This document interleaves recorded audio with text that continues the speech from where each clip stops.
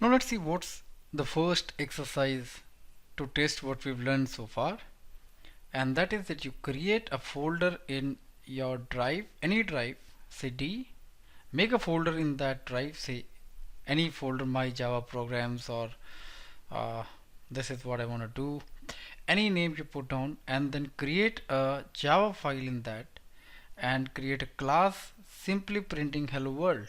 So this is how we start off with this, and then you compile that program on your command prompt and check the output. Now what this will do is this will check if your compiler and your interpreter that is in the path, and you'll know how to compile and run your program on the command prompt. Since we won't be using command prompt any longer now, we'll be shifting to the editor.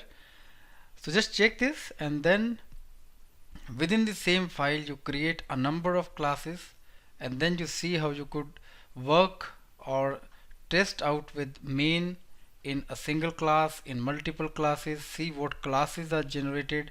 And even if you want to do some more research, just check what your class file has. Now if I click on my a.class, now if I open my a.class, I'm not able to see what exactly is the code.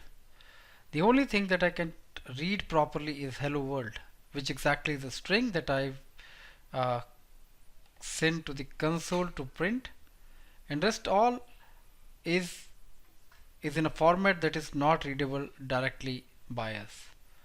So this is the structure of a class file. The only things that you'd be able to see here are strings.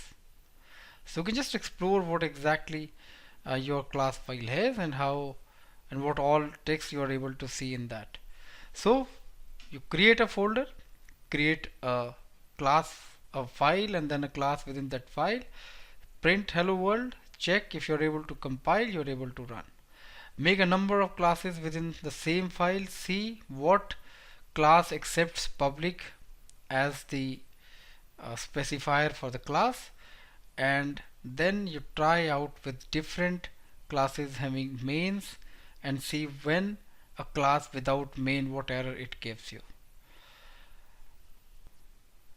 And subsequent to that, give me an output that writes I love learn skills in the way that I have got you it.